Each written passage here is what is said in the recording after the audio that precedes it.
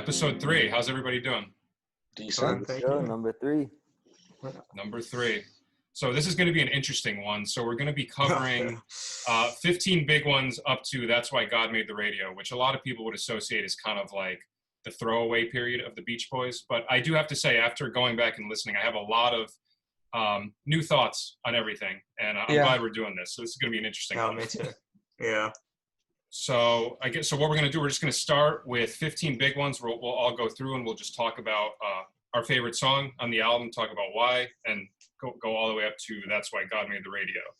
So I think we're going to start. We got the usual suspects. We have Brandon, Nate, Tessana, and Josiah. And we're going to start with Brandon for today. So 15 big ones. What do you got? 15 big ones. 15 big ones is kind of a slog to get through, in my opinion. It's to me, it's like Brian's baby steps towards Love You. That's how I look at it. Kind of like a little practice round before an appetizer before the main course, I guess. But okay, favorite. Nearly went Hadtophonia, but I'm gonna go with It's Okay. It's catchy as hell. It's fun. I love Dennis's Find a Ride. You know, it's. It sounds like Dennis. That was good. Thanks. And perfect single choice as well. I mean, I think they should have released it as the lead single instead of Rock and Roll Music, but that's, whatever. So yeah, it's okay. Rock and Roll Music charted pretty well, didn't it? Yeah, it got to number 5 in the US. Yeah. So that was one on the first episode, Nate. Weren't you talking about that song, but there was like a single version that you liked better? Yeah, right. The song. So for mine, I definitely agree. This one was tough to get through. No offense to the Beach Boys, I love them, but I don't think this is one of their better ones. But if I had to pick one, it would be Hadtophonia.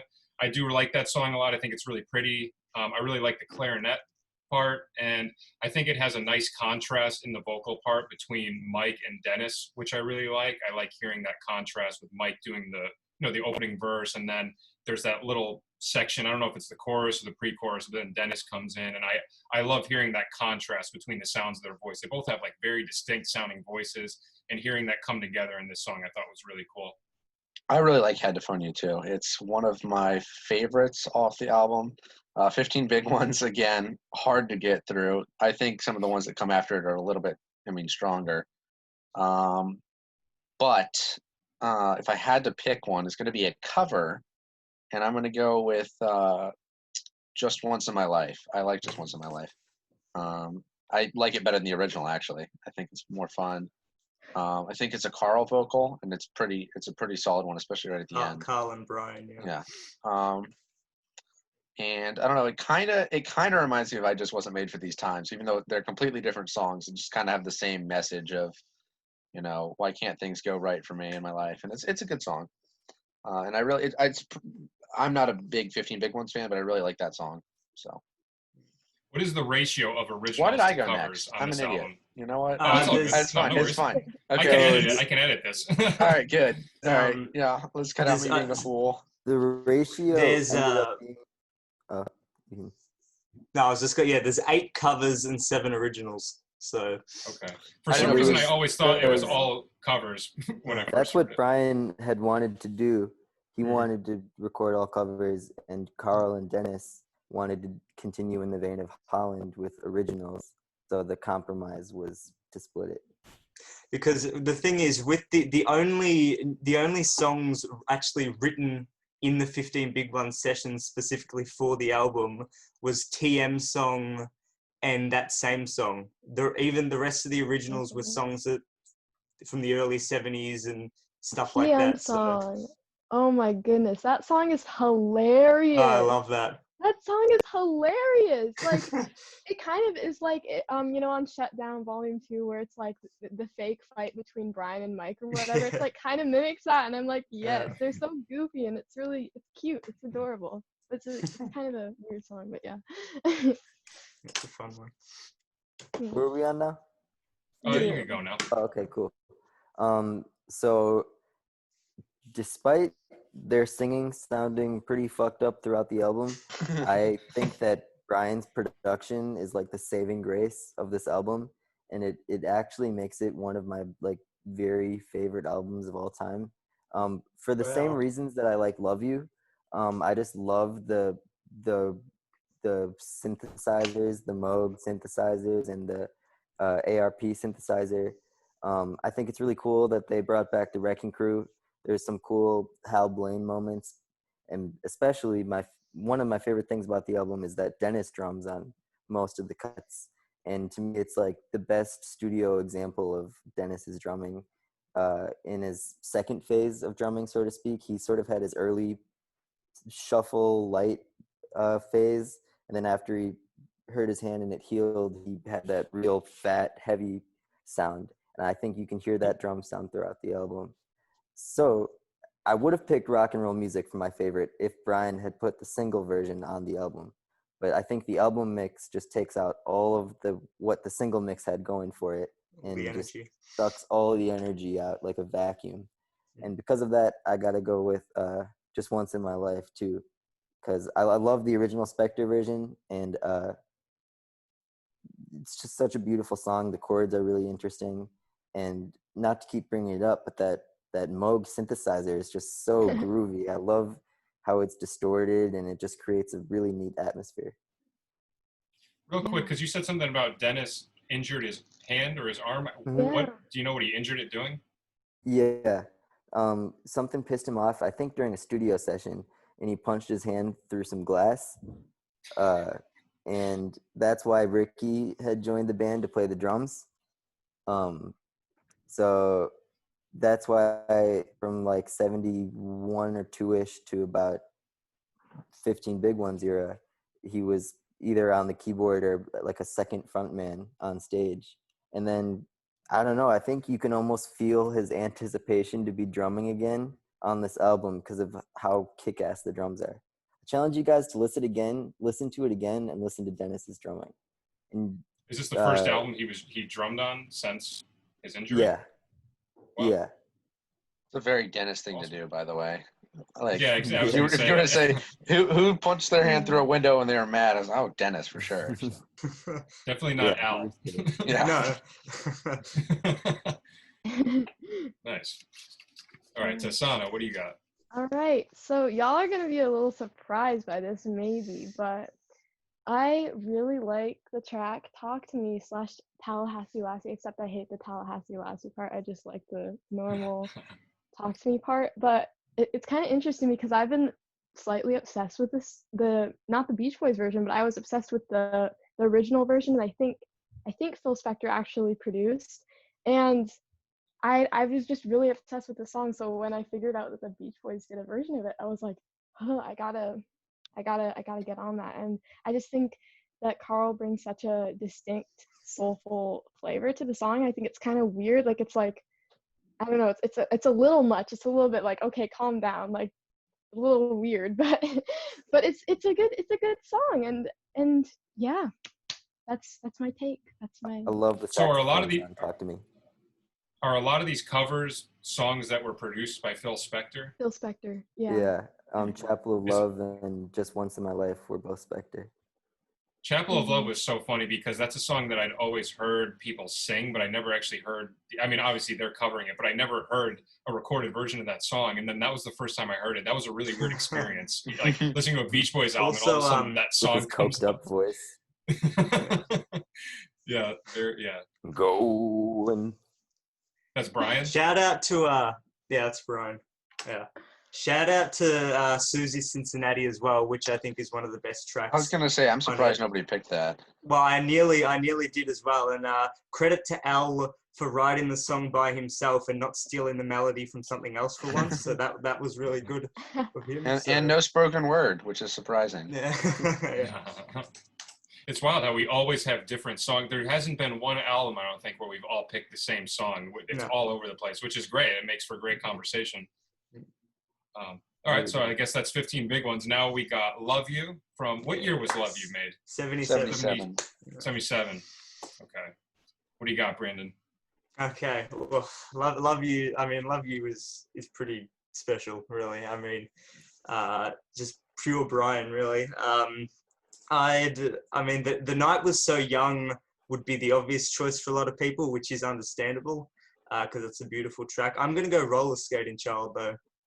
Yeah, I'm not a fan. I do not like that song. I understand the lyrics are a bit off-putting, but it's just such a fun, just up tempo track. It just it's got a good groove. I like it. I feel the same way about I Want to Pick You Up. It's kind of also a little bit weird, but I like that one too. It's one of the best on the album, in my opinion. Yeah.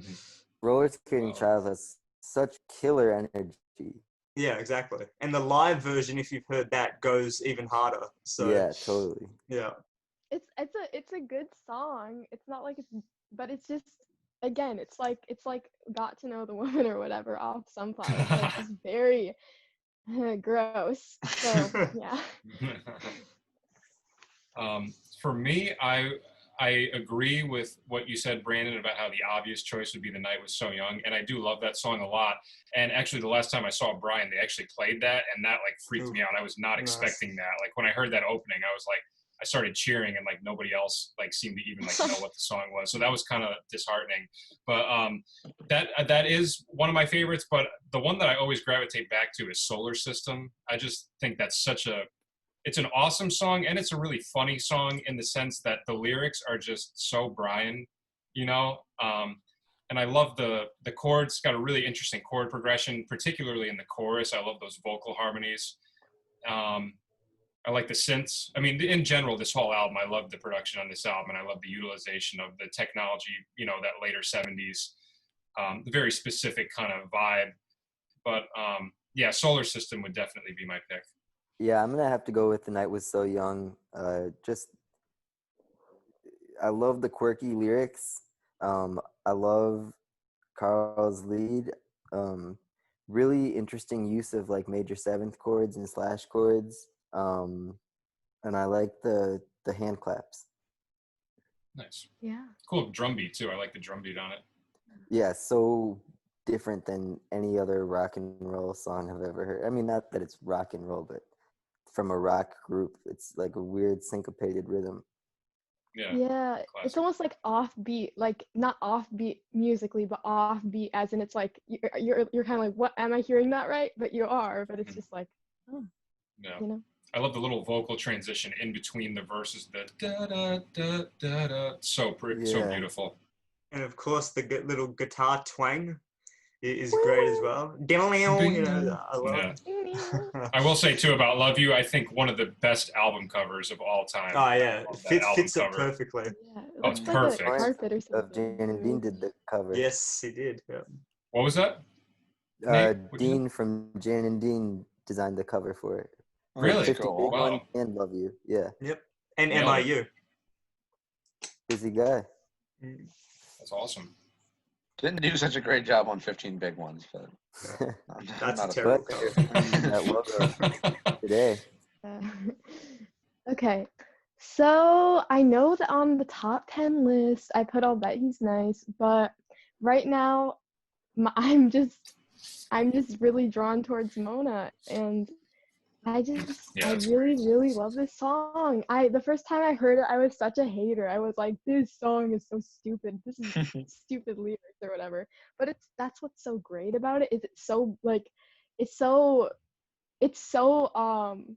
honest, and you know, just like, I know you're gonna love Phil Spector. Like, Brian's obsessed with Phil Spector, and he's just talking about it. And it's funny because if you catch Brian anytime during that era, he's like, he'll just start talking about Phil Spector. He'll just be like, oh yeah, Phil Spector, Be My Baby. And it's like, okay, Brian, we get it. But yeah. Didn't some people say that's why that was the inspiration for Pet Sounds, because it's the initials PS, like Phil Spector?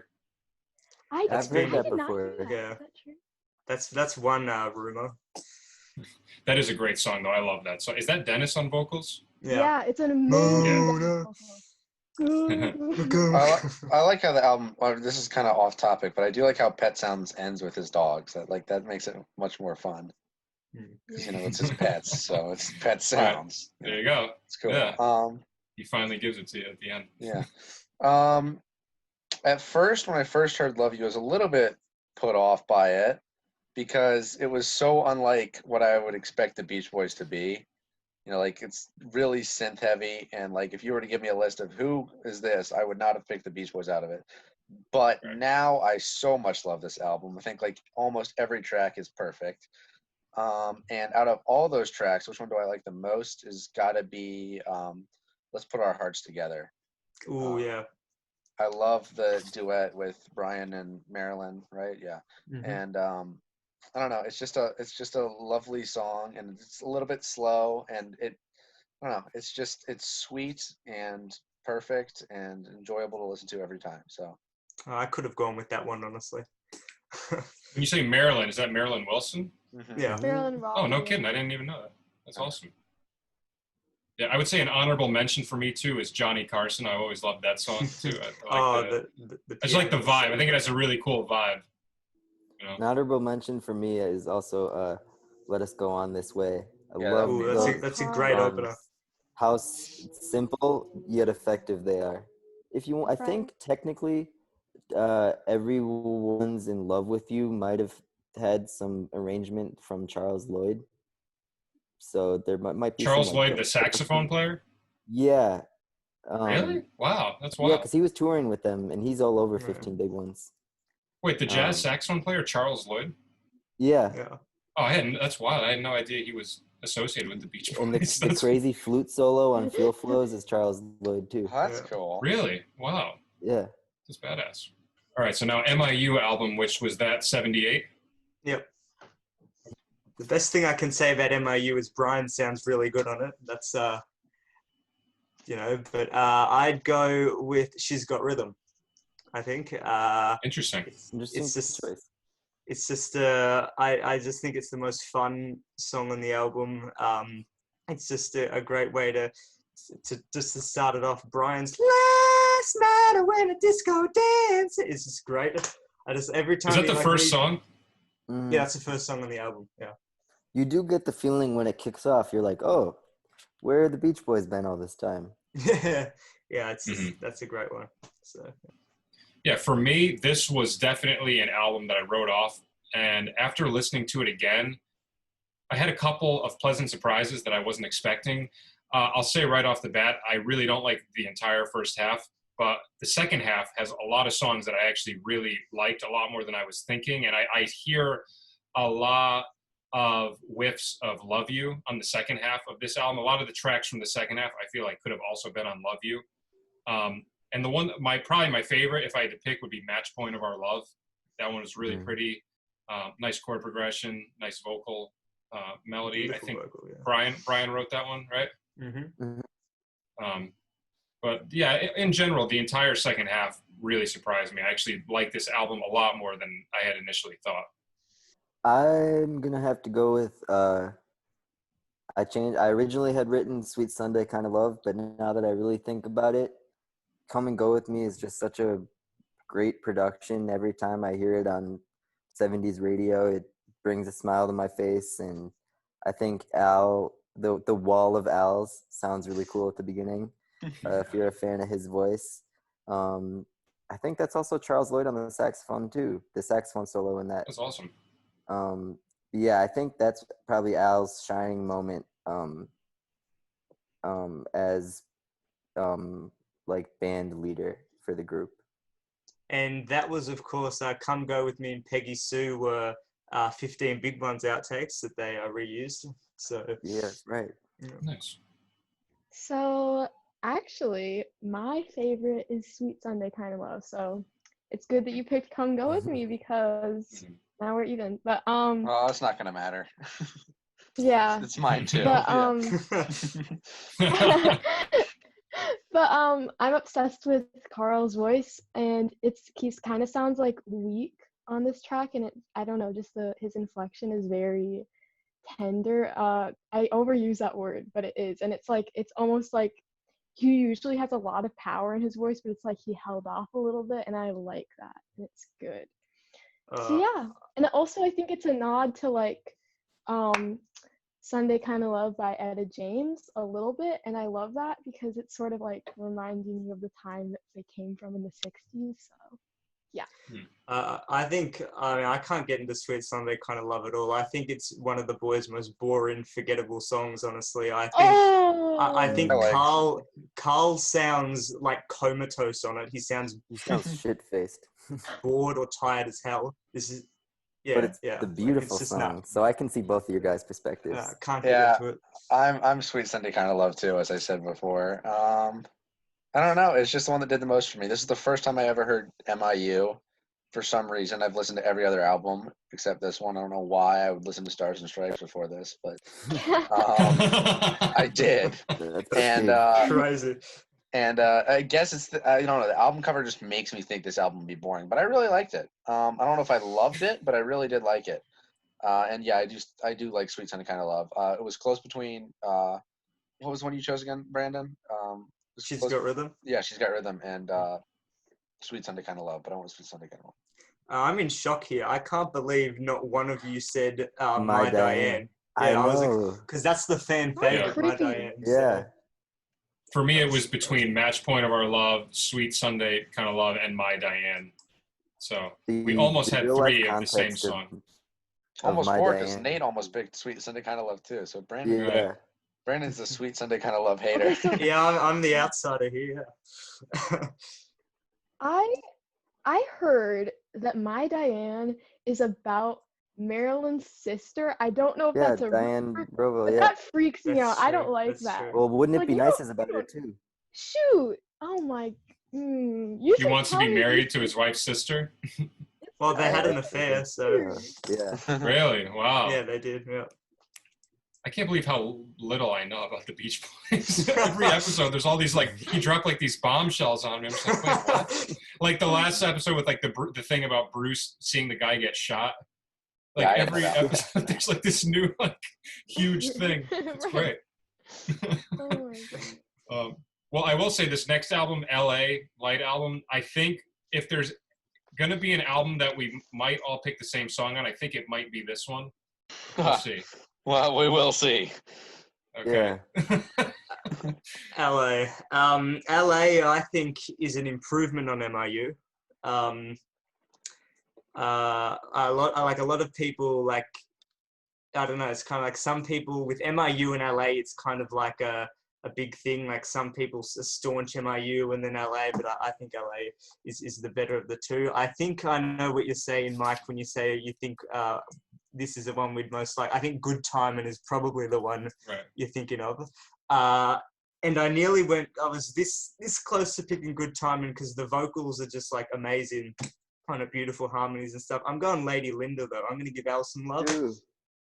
Lady Linda is like, I'm a sucker for harpsichord, and I know Good Timing has harpsichord as well, but just the intro to Lady Linda I love, and again the harmonies on that one with the "Ooh, lady, won't you lie, lady" is great. So yeah, Lady Linda. The Nebworth version of Lady Linda is amazing too. Yeah. Which one, Nate? They have a live version from 1980, and it's on an album called Good Timing, which is a performance of theirs from Nebworth, England, 1980. So for me, like I said, I kind of wrote off a lot of these later Beach Boys albums, but even initially when I just listened to them, just to give them a chance, the song Good Timin' was definitely one of those songs that always stuck out to me. And I was like, all right, this is a really awesome song, regardless what I think of some of these albums. And it still has that effect on me. So I'm going to go with that one. I know it's cliche, but I love Carl's vocals. I think like Brandon was saying, the vocal performances are incredible. Really nice chord progression and just overall, just like a super catchy, really beautiful song. Yeah, Good Timing is super near and dear to my heart. I did an arrangement of that from my album, and those were some crazy chords and intervals to figure out. But I'm gonna go with Lady Linda too. I think it's probably Al's best original. You know, even though it takes elements from a Bach piece that I can't remember the name of right now. And he wrote it with Ron Altbeck. But either way, I think great moment for Al.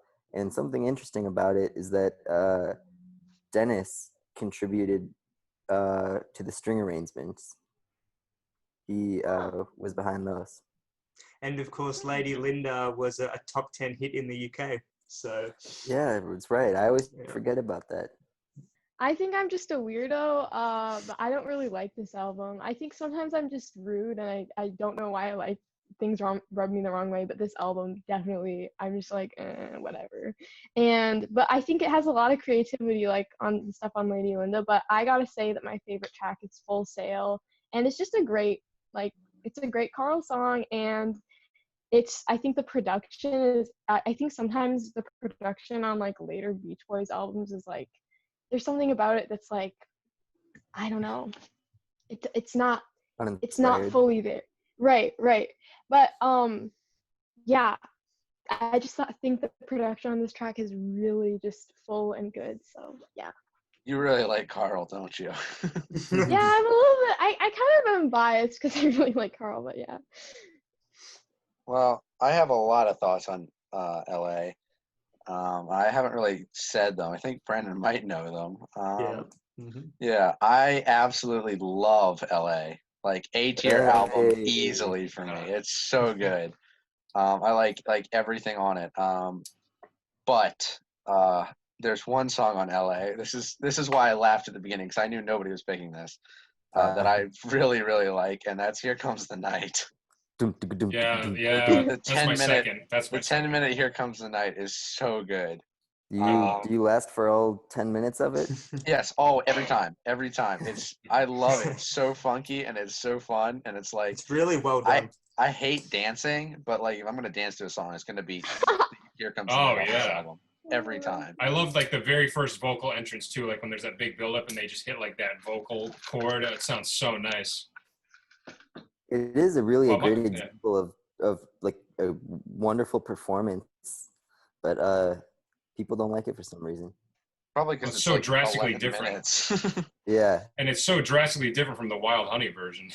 Yeah. I prefer it to the Wild Honey version. Oh, me too. Me too. Oh, good. That's good to hear. Something Oh, good. I feel about LA is it definitely reminds me of the White Album, in that it sounds like different Oh. artists working separately and then just their songs sort Yeah. of thrown together. Maybe that's why I don't like it, actually. Yeah, Yeah. you've got like Carl and doing his thing with a guy named Jeffrey Cushing Murray. You got Dennis's Bamboo stuff, which was pulled out at the last minute, and then Bruce trying to rework various old things like Here Comes the Night and Good Timing. See, with White Album, 2020 is more of the Beach Boys White Album to me, just Yeah. because of the mix of Yeah. styles on there. Good point. Yeah. But with Light Album, it's another one of their albums that it could have been way better if they put the right songs on it, because the outtakes they have, like Al's stuff, like Looking Down the Coast, Totally. which is California pretty good. Feeling. California Feeling, Oh, which California Feeling is is really ridiculous. It wasn't on there. It's a Santa Ana Beautiful Winds Day. was an LA outtake. It's a Beautiful Day came out after, so it's That's right. That's right. even a cover of Calendar Girl, which I think would have been fun just to Yeah. add some energy to it. But So who's making these decisions? I like honestly. some moron. I don't know. Mike. I don't know who it you is. can't blame it all on Mike. No. It's all of them, I guess. When in Yeah. doubt, blame Mike. Yeah. No, I'm just kidding. Yeah. My prediction could not have been more wrong about this album with what songs we were going to pick. I really thought everyone was going to do Good Timing, but that's what I love about this group. We've got so much variety. All right, so now we got Keeping the Summer Alive. God, this is an album that has its haters for sure. I don't hate it, but I don't think it's great. But when it's Ice Cream Weather, Get the Gang Back Together, I'm gonna have to go the title track, Keeping the Summer Alive. What a line. I nearly went Going On, as I expect, more than one of us to go with Going On, because that's usually the nearly 99% of the time is the favorite from it. But yeah, Keeping the Summer Alive, I think the production hurts it, because it doesn't kind of rock as much and go as hard as it should. And apparently we can blame Carl for that, actually, not Bruce. Because even though Bruce produced the album, apparently what we're hearing is actually Carl's mix, not Bruce's. So Carl obviously went and tinkered with it for some stupid reason. So there you go. But yeah, Keep the Summer Laughs fun. And I love Mike's, you know, Yeah. That was a good impression. Wow. He does good Mike and Yeah. Dennis. Yeah, we gotta hear everyone else at some point. So for me with this album, this was an interesting one because when I made a video on my channel where I went through and I scored each Beach Boys album, and I gave this one a pretty bad score. And this was like the one album that so many people said to me, like, you got to give it another chance. You got to, and Nate was one of them. So I was definitely listening to it with an open mind, and I was surprised. It was better than I had initially given it credit for. And the one song, the thing that kind of loses it for me with this album and just moving forward is I really feel like this is when the production really starts to get cheesy. Like I feel like the 70s stuff, there's still some cool elements to it, like with Love You and MIU and LA, where it's not like fully, like the cheese isn't like completely immersed in all the music yet. But I feel like this album is where it kind of starts. Like we listen, like just like the sound of the snare drum kind of just like gives it all away to me, you know. But I was like really, really blown away by the song Going On. Like I was not expecting that. That was an incredible song. I really like love that song now. And that's definitely my favorite on here. Yeah. Yeah, Going On, the bass line is so neat. Should have been a bigger And hit. the harmonies. Yeah. And wild chords too. What year? This is in the 80s, obviously, right? Yeah, 1980. Yeah. Yeah. So I feel like just in general, there seems to be a shift in the majority of just music production when you get to the 80s, you know?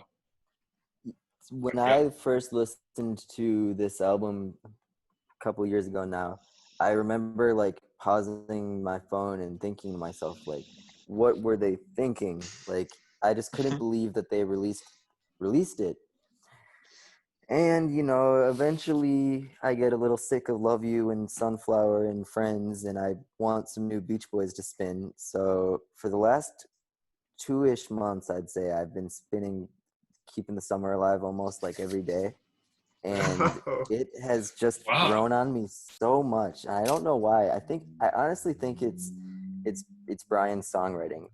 Almost all the songs on here were Brian and Mike originals, and I think once you get past like I think people either find the production to be like cheesy, like Mike was saying, or just lacking, kind of like Brandon was saying.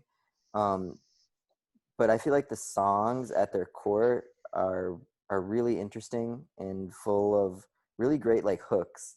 I think where they might not be as complicated as some of their, you know, Sunflower, Pet Sound stuff, I think it makes up for that in the vein of almost Surf and Safari, where it's just like goofy, happy pop music. Mm-hmm. Yeah, feel good album for sure. I just want to And then quickly my say. favorite. Oh, sorry. Did I say my favorite? I was rambling so No. much. Oh, I don't think so. Endless Harmony. Yeah, well, Chords are so beautiful, and I love the transition into like the B section with Carl. It being Dennis's last Beach Boy song gives it some extra emotion, and those harmonies at the end are so thick and so Great like, way to end the from album. another Beautiful. planet. Yeah. So Dennis was singing in the harmonies on that. Dennis is a part of that. I think he wasn't singing, but he plays percussion, and I think it's the wind chime, the chime percussion. So it's a very it's not a very substantial contribution, but nonetheless, it was still his last performance for a Beach Boys song. There's two things I'd like to say about Endless Harmony, actually. Firstly, it is a Bruce outtake from Carl and the Passions originally. Oh my god. It was called Yeah. 10 Years of Harmony at the time. Okay. And then he brought it back because obviously he was out of the band during the making of Carl and the Passions. And secondly, it's actually, I mean, almost everyone thinks this is the case, but Dennis actually isn't on Endless Harmony, which is, it says on like the studio notes or whatever that he was on there, but he actually wasn't. So he didn't have anything to do with Keeping the Summer Alive at all. Yeah, I've heard recently, because I was reading on Smiley Smile about that, about is he on it or not. And I thought I heard the consensus was the chimes when they're in the outro, but I could very well be Apparently wrong. not. I mean, it is the general consensus that he is on there, yeah, but apparently from what I've seen, not actually, so. Yeah, I wouldn't be surprised Yeah. because he's nowhere else to be found on the album. Yeah. All right. So obviously, I'm gonna be a normie and say Going On. It's really great. Yeah. Kind of call and response, sassy sort of song. Like, yeah, Carl's great on it, and everyone else is great on it. Everyone has their own identified section. You have like a little bit of Mike, a little bit of Brian, and it's great. It's just a great full song. But I have to listen to this album again because like I've like hardly listened to it, so I need to really like listen through it more and more because it's a great album. So I love the staggered vocal harmony thing too. I think they do it in between the chorus and the verse. Yeah, that's good. I love Like, that. that sounds so cool. I love that. it's very like one of the more passionate Beach Boys songs like in a while. Yeah. I feel like. So, Yeah, it hits hard. It definitely hits hard. I love you. I miss you. Yeah. Yeah, it grooves really hard. Yeah. No, I love videos from when they were playing it in the early 80s and you see Brian just rocking out. Yeah, he's like. So I really love Endless Harmony, but that being said, shoot, what's it called? I just drew a blank. Going On is absolutely the best song on the album. So, or not Going On. That's the next one. Help me here. Is it Going On? I'm all sorts of mess. I always get Going On. I always get Going On and the one from '85 mixed up. Which one am I on right now? Right, Going On. It's Going On. Okay, Yeah, thank Going you. On, yeah. Thank you. I always get Going On, and what's the one Get off? You Back. Get You Back. Yeah, I always get those two confused, so I was afraid I messed it up and looked like an idiot. But now I look even bigger. Anyway, that song bumps. It's so stinking good. And I like this album. I don't love it. Like, I love LA, but I don't love this album. But I do think people give it way too much crap because it's certainly, like, I feel like this album is a lot more inspired than MIU, I guess. Like, it seems like it has more flavor to it, and the guys are having more fun with it. But that's just my opinion. And yeah, I think Going On is awesome. So, when you said that, that you thought LA was gonna have everybody like have the same one, this is the one I thought. I thought everybody was gonna have Going On because it's just. What were we at? 3? And then the other 2 said Endless Harmony. Did you say Endless Harmony, Brandon? I said Keeping the Summer Alive. So we almost had 2 songs narrowed down between the 5 of us. So that's probably the closest we've been. Well, one thing I have to pick on Keeping the Summer Alive for, because I think it's inexcusable, is the song Sunshine.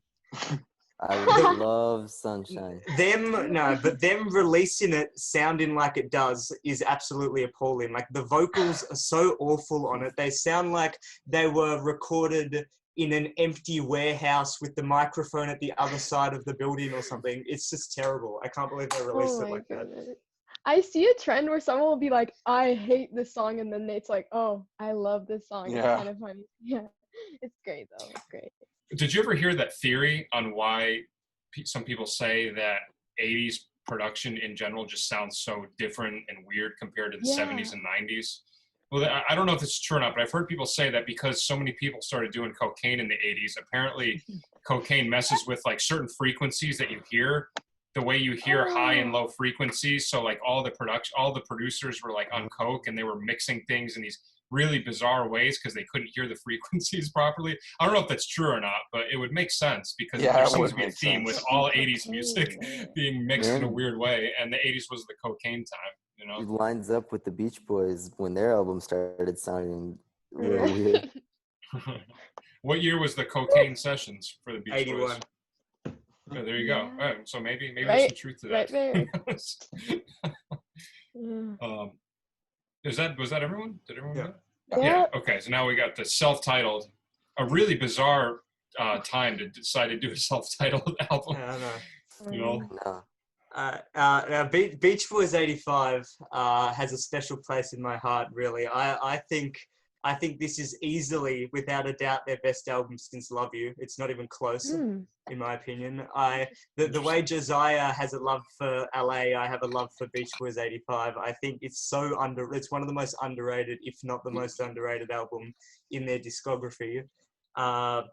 It's just it's really consistent as well, which the last few albums I feel like really weren't as much. But I got to go Crack at Your Love. I absolutely love Crack at Your Love. Al on the vocals is just killing it as always. Brian on the bridge sounds really smooth and really good.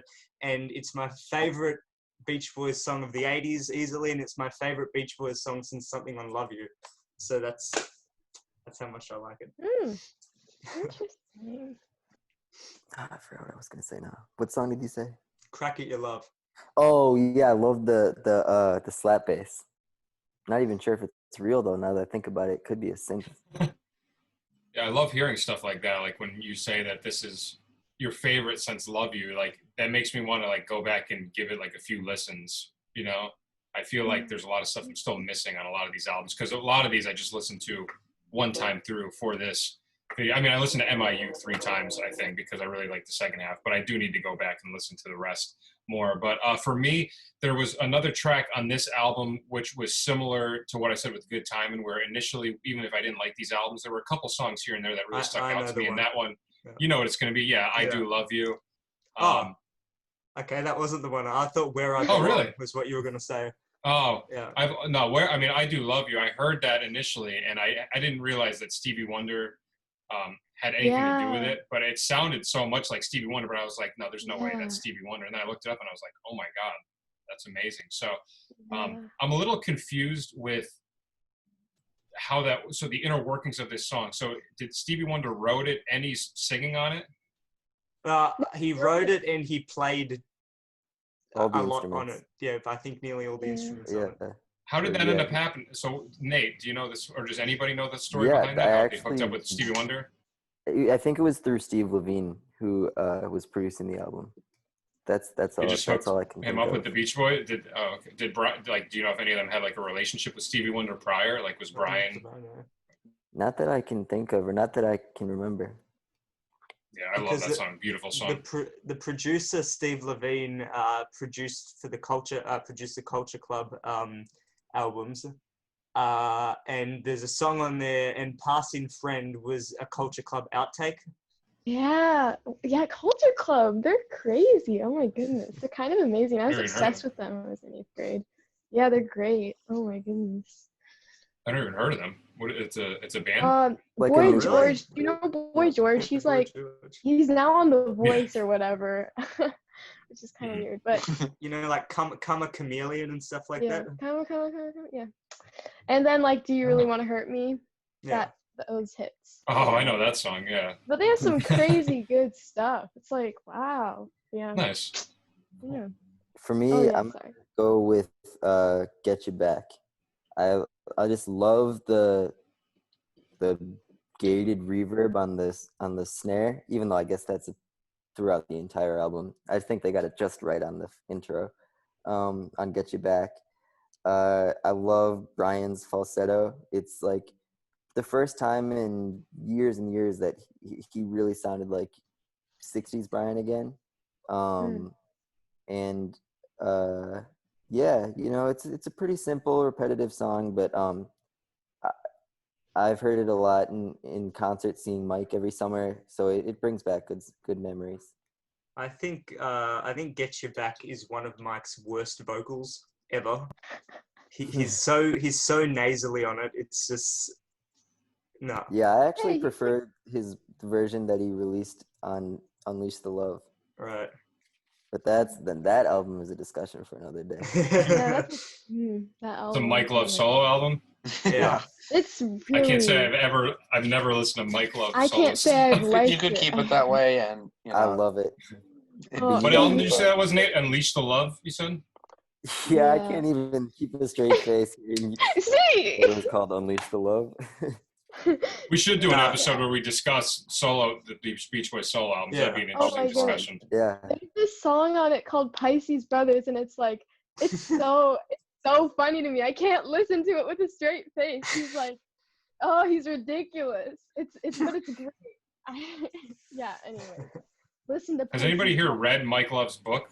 Yes. No. Yeah, I have a I want signed that. I copy. want to read it. Yeah, is it any good? It's interesting. It's interesting. Yeah. Yeah, I used to I'd be in curious to Mike hear his Bass side of the story. You know, before reading the book. I mean, I've seen interviews with him, and he doesn't seem as bad as people No, make he's him not. out to be. He's not. Yeah, not at all. He's a little bit Yeah. a little bit arrogant, but he's a good guy, you know. Yeah. Right. Everyone has their arrogance, you know. So. You know, these guys also like grew up, you know, from their teenage years under the world's microscope. You know, Right. so Right. any of us would look like dicks probably too if Right. we Exactly. constantly were being filmed and written They were about and stuff. babies. Yeah, they were little babies. Yeah, All right, now I think think it's it's my you. turn.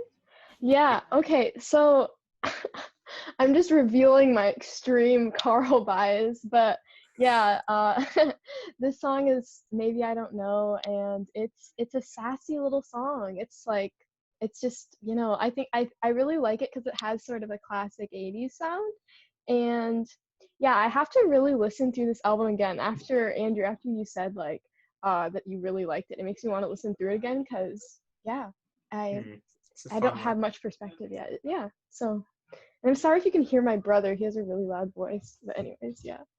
It's all good. All right. Mine's gonna be a hot take. I can just tell already. I like California Calling. It's fun. I like it too. It's kind of like a callback to their old stuff and kind of like mixed with like what comes on Keeping the Summer Alive. It's like a weird mix of those two, and I enjoy it. Like it's fun. It's kind of like, you know, I don't know. It's not really the formula, but it kind of fits in like, you know, beaches, cars, girls, California, and whatever. And it's I don't know. I just like it. So Very it's an easy surprised listen. I'm very surprised it wasn't released as a single actually, because it screams single, I think. I feel like if you're a fan of the Beach Boys sound, you can't complain much with that song. For sure. Yeah. Nice. Honorable mention to Male Ego, which I think which is really fun, and that's just pure Brian on that. That it's just That was my number 2. So yeah. Yeah.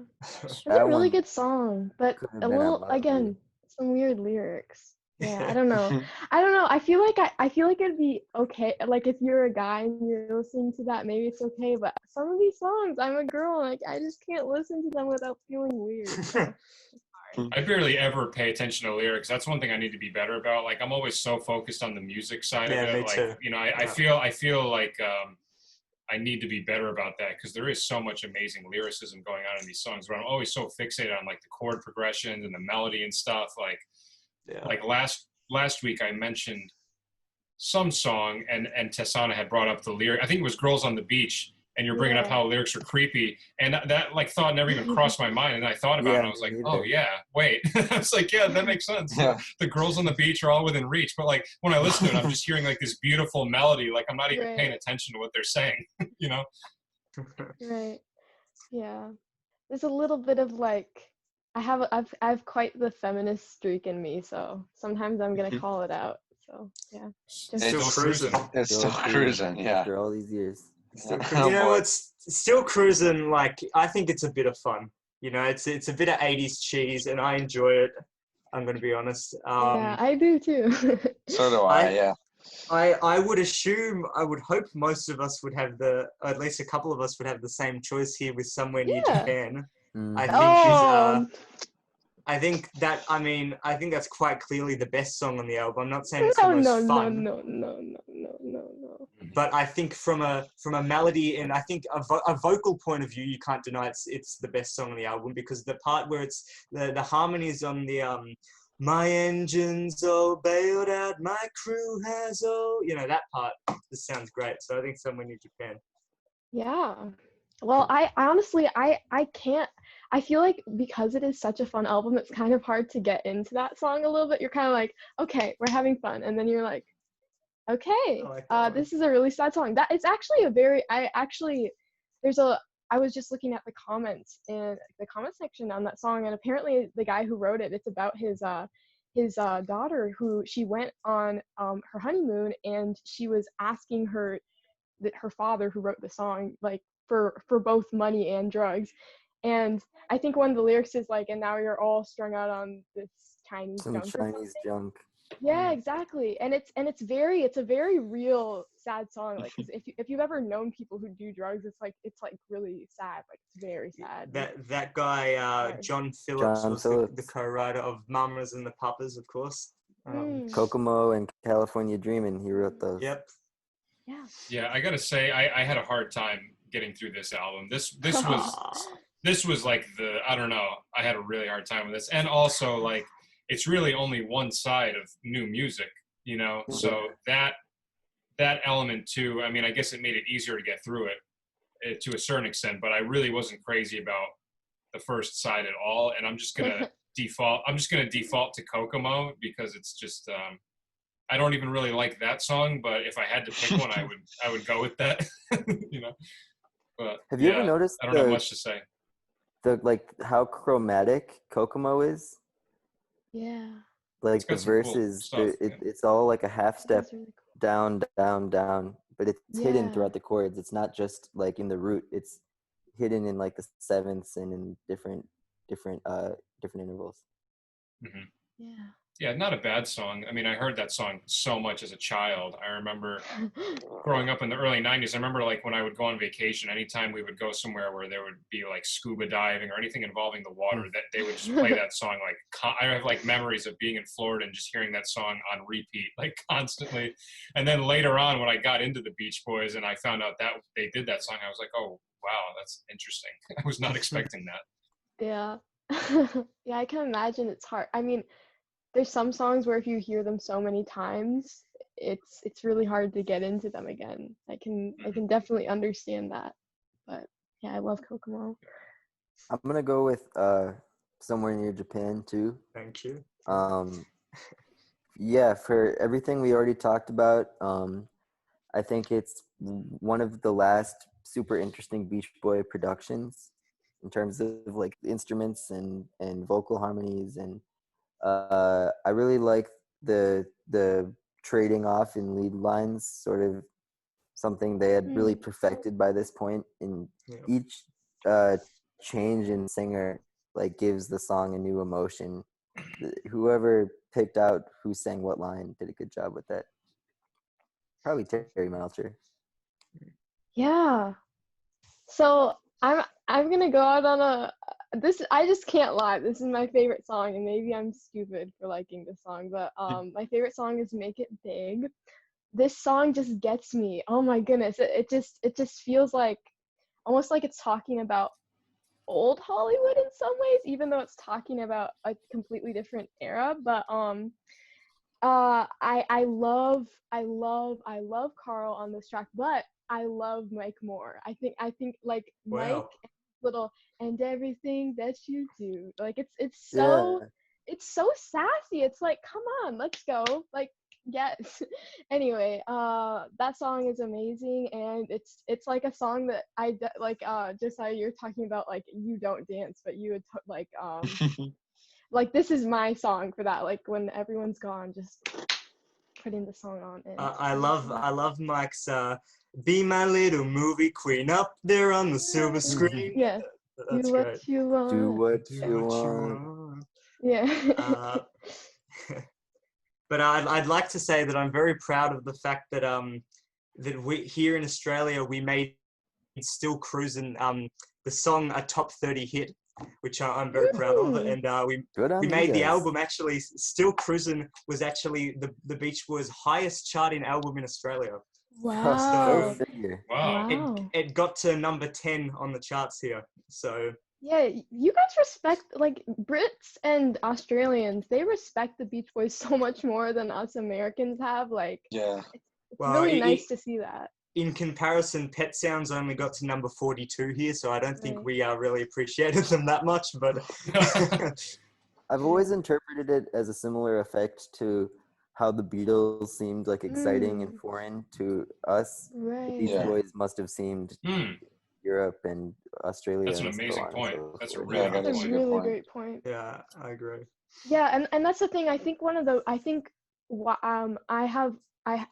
I do have an aversion towards the Beatles because of that phenomenon, because I believe that there's almost this like there was so much great American music that was coming out at the time, but then when the Beatles came in, it sort of just flushed all that out of the Right. water. And so then I have this intense loyalty to the Beach Boys, and I'm like, yeah, this is American music, and so yeah. Well, I've always thought too that I think that the Beach Boys earlier stuff is a lot better than the Beatles earlier stuff. Oh, I'm a huge sure. Beatles fan, but For sure. I like, like if you look at if you look at like Please Please Me compared to like an album like Surfer Girl, I think Surfer Right. Girl is Oh, yeah. like far superior. Right. Not Absolutely. that Please Please Me is bad. I mean, I like early Beatles stuff too, but that's one thing I've always thought. Like, and with the Beatles, I like the later stuff. A lot of the Beach Boys, they kind of lose me in the later stuff. So they kind of both have their pros and cons about Right. them. Obviously, the Beatles were around way less than the Beach Boys, so it's not a completely fair comparison. Yeah, But I've it's always not. thought that about them. Okay, Still Cruising. I like this album. It's cheesy, but it's fun. I would totally have picked Still Cruising, but the lyrics bother me because they're just too cheese. I'm gonna go. I hate to do it, but I'm gonna go Kokomo just because. I mean, like, it's just like I don't like it, like, Right. but it's What? classic. Like, I Okay. prefer Still Cruising, but I can't pick it because the lyrics make You me too can upset. pick Still Cruising. Okay, you know just what? We're picking. embrace Yeah, it. okay. I'll pick Still Cruising.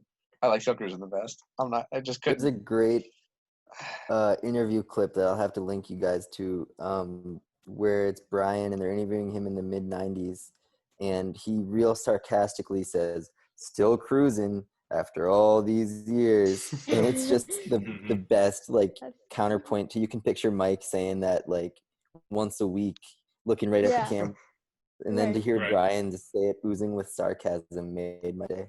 Also, I wonder if they get. Go ahead. yeah, go. No, that's right. You go. I was just gonna say, I wonder if they got that from Paul Simon, "Still Crazy" after all these years. You know that album? Sounds Still Cruising after all these years. I mean, it's very similar. Yeah. It's a couple letters off. Yeah. I also think In My Car is a fun one. I love every time Brian in the late 80s did his like incredibly shrill falsetto, like affected by the drugs from Landy, like the shiny covet, it's just like it's just a guilty pleasure for me. I love that stuff. Yeah. Brandon, do you prefer this album or MIU? Out of question. Ooh. Good question. God, that's hard actually. I think I'm going to go with Still Cruising, honestly, because MIU has Bells of Paris on it, which I think is terrible, and Sweet Sunday, as you know, I don't like. So I think Still Cruising is a little bit more enjoyably, like, consistent in an enjoyable sense. It's also shorter too. Like there's less tracks on it, which is to its benefit for sure. If you're just including the 7 like new songs and not the 3 classic Beach Boys songs, then. Is anyone else bothered by the fact that it has like just those 3 songs thrown on there? no, I always thought that was really I weird. deleted them off of my copy of it on iTunes.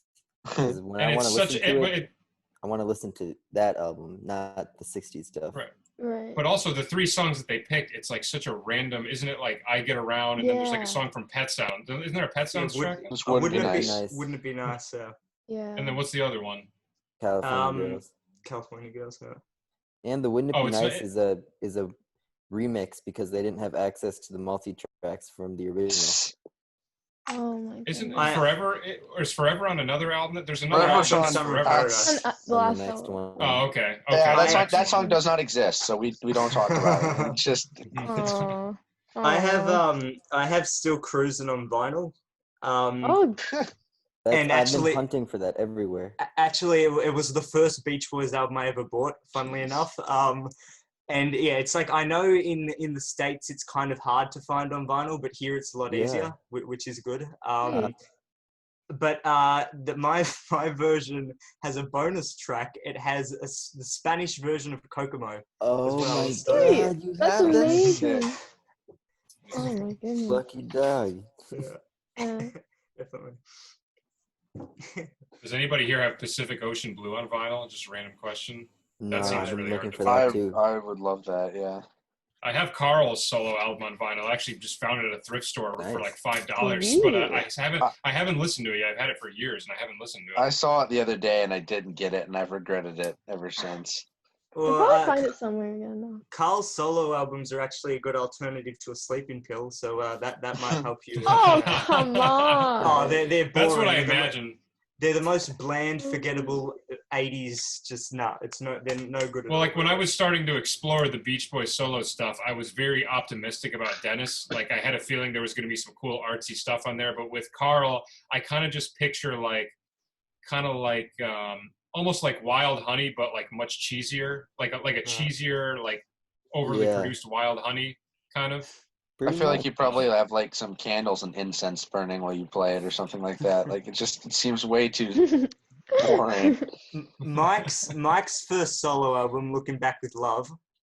That's a fun time. That is I just agree. cheesy goodness. I really enjoy it, honestly. Good time pop music, you know. Yeah. You can't analyze everything. Sometimes you just gotta listen to something fun. Yeah, we That's should a good definitely do an album where we talk about all their solo stuff, because that'll give us all a reason to actually. Because I haven't listened to a lot of them, so it'd be really interesting to listen and see what we all think. All right, is it time for Summer in Paradise? Summer Yeah. in Paradise. The- Yes. Oh my goodness. The album. I'm just gonna say this right out. I would choose to listen to Summer in Paradise over quite a few other Beach Boys albums. I'm gonna say that right Really? now. Ooh, which Really? ones? Which I'm ones? so glad I you don't know said if I should say which ones because I I don't want wanna to get in hear it. trouble. I was gonna say No, Holland or something. You hate Holland, so. Well, Holland, honestly, I would rather listen to Summer in Paradise than Holland. I'm going to say that right Wow. now. Oh my God, That hurts me I inside. can't wait to see the comment section for that. In terms of entertainment value, obviously Holland's a better album from a writing point of view and everything, production and everything like that. But just for pure entertainment, I'd rather listen to it than Holland, 15 Big Ones, MIU, Keeping the Summer Alive. Their early albums, Surfing Safari, Surfing USA, quite a few of them, honestly. It's just really fun. Party. A party. Oh yeah. But I'm gonna have to go with Remember, Walking in the Sand. I nearly went with Lahaina Aloha, which I think is probably like the best original song on there. But Remember is just so weird and different from the original version, and Carl's killing it on the vocal, just like pouring his soul into it there, and it's got the stanky crazy sax going and the keyboards and everything. It's a lot of fun, so I'll go with that. So this one, another one I had a really hard time getting through. Love the Beach Boys, but this was not one of their better albums in my opinion. But this is the mistake that I made earlier when I was saying the Bruce Johnson track.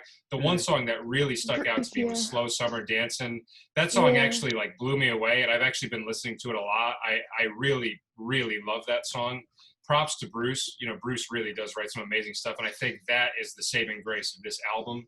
But the production, again, just the production is so cheesy, it just takes away a lot of it for me. But that song in particular, really amazing chord progression too. It sounds like a wacky progression that like Brian would write. Like at first I thought it was like a Brian song, and then I was like, but Bruce, I mean, writes a lot of stuff with amazing chords. Like Disney Girls is a great example. Deirdre, I mean, you know, he's got a really good track record, I think. And we've said this before, but I do think Bruce is definitely a positive addition to the Beach Boys for sure. Without a doubt.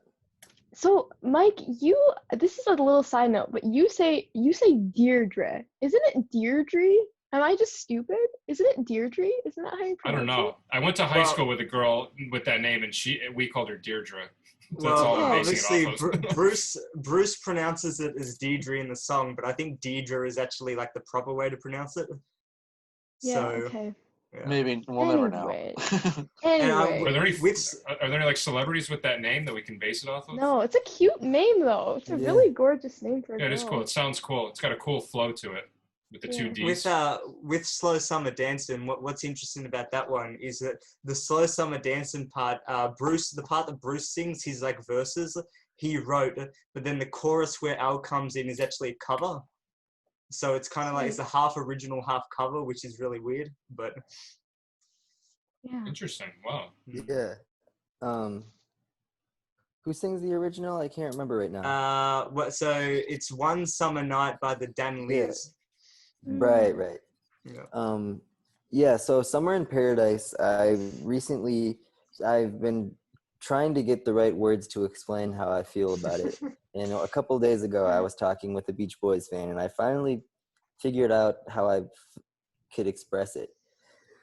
And I'm not sure if you guys, I mean, I'm sure Brandon does, but but the history behind it is that Pro Tools, which is like the industry standard software that everyone uses to record now, it hadn't even been released in its first version. It was still in beta, and Bruce, along with Terry Melcher, were really pushing the guys to experiment with this new software, and it would go on to be the first album ever recorded in Pro Tools.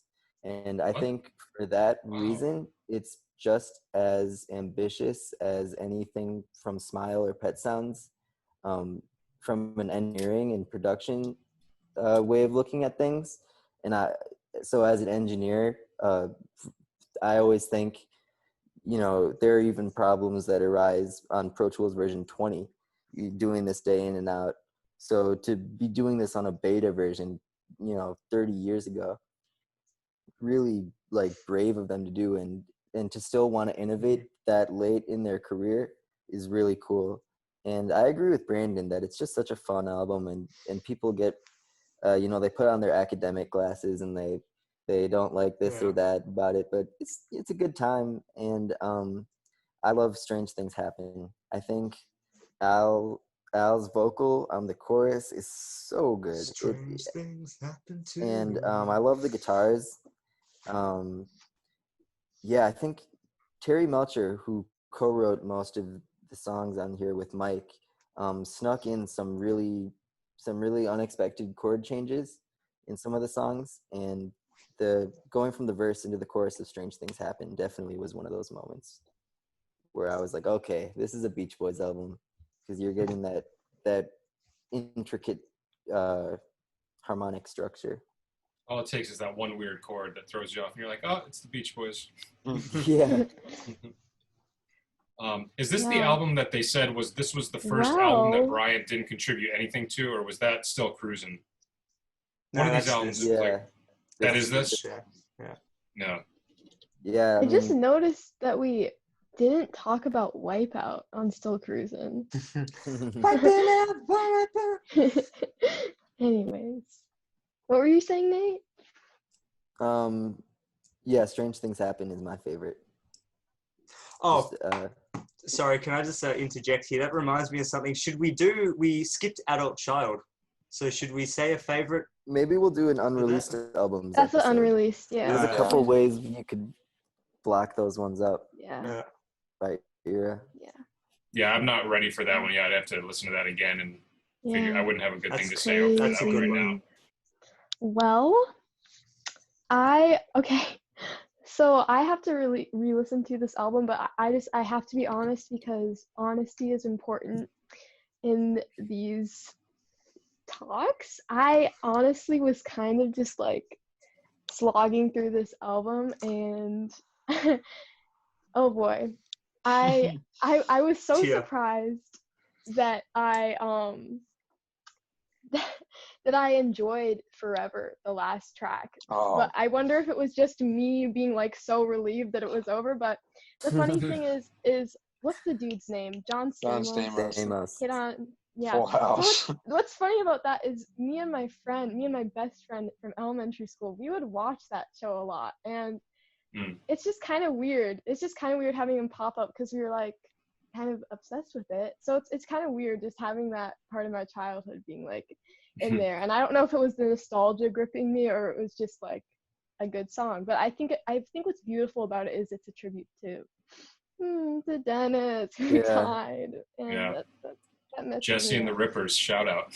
Actually, I forgot to say this, but actually it was really hard for me. Like, I think some of these albums are like hard to listen to just because like of the absence of Dennis and then Carl later. It's just like okay. It's just really hard. I don't know. So yeah. I've always had a hard time listening to pretty much anything that Brian has done in the 80s and 90s and even the early 2000s, just knowing what he was going through with Eugene Landy, like especially his first solo album. I have a really hard time listening to that. Even like you hear his voice sounds like high pitched and just weird. It's like something's just off, and I just feel like my heart just like aches for him when I listen to that, you know. Which is a shame because, in my opinion, his first album, Brian Wilson '88, I think is easily his best solo album. So, you know, Sweet Insanity is my favorite, but it wasn't released. So, yeah, Brian Wilson '88 is honestly as good as anything he ever did. I feel like songwriting wise. Then you get to Imagination, and it's like, oh. Yeah, I've always been a lucky. Imagination offends me way more than Summer in Paradise ever has. Imagination is just, it sounds nothing like Brian. It's just, it's Joe Thomas. Joe, damn Joe, what a hack. Sorry, but. Oh, and that's a good transition into. It's a perfect transition into Stars and Stripes. Yep. Oh, Josiah's. I do exist. No, we didn't forget you. No, it's okay. I don't care. This album, like, I like all the other ones. This one really has some. I mean, like, shoot, what's it called? I don't like their cover of Surfin'. No. It's worse than the one for Forever, and I love Forever, so like that's just awful. Summer of Love might be the worst thing ever recorded, but also the best thing ever recorded. Yes, exactly. Yeah. But I really truly do enjoy Hot Fun in the Summertime. When we want to. I actually think that's a good song. Like if it was on Spotify, I'd throw it on my playlists because I enjoy it enough. That's the thing. Some of their albums aren't as Spotify. It makes me angry that this one isn't. Yeah, a lot of these weren't on. I had to go on YouTube for. Yeah, I know. Still Cruising and Summer in Paradise. I had to have like a YouTube playlist. I'm blessed enough to own Summer in Paradise on CD, so that's nice. So cool. That must. Where did do you still have a CD player though? That's the question. I do have a CD player. Yeah, I got it on eBay. So for vinyl, wasn't it only pressed in like Taiwan or something? So you can't get it anywhere. Taiwan, I think. Goodness. Yeah. So weird. Yeah. I'll need to go there someday and see if I can find a copy of it. Why is Still Cruising out of? Is that the reason it's out of print? Because of that whole debacle? I think it's just out of print because no one gives enough of a shit about Still Cruising to reissue it. I think for whatever reason, they've literally omitted like Somewhere in Paradise's existence. Like in the Beach Boys C50 like tour program and stuff, they had all the albums and no Somewhere in Paradise to be found. Summer in Mike Paradise brought it back in 2017 on stage for a little bit. The song. It was also Summer in Paradise was also released on like some like independent label or something, so that went under like right after the album came out. So because of that album. Yeah. Yeah, there's a rumor that goes around a lot that Summer in Paradise sold less than 1,000 copies, but who knows? I've heard less than 1,000 and less than 10,000. I find less than 1,000 to be hard to believe. Yeah. Right. I think less than 10,000 is probably more accurate. Yeah. All right, Stars and Stripes. Let's get our cowboy hats. The moment we've all been waiting for. Drum roll. I have a headache thinking about it. This is such an insult. This piece of work, really.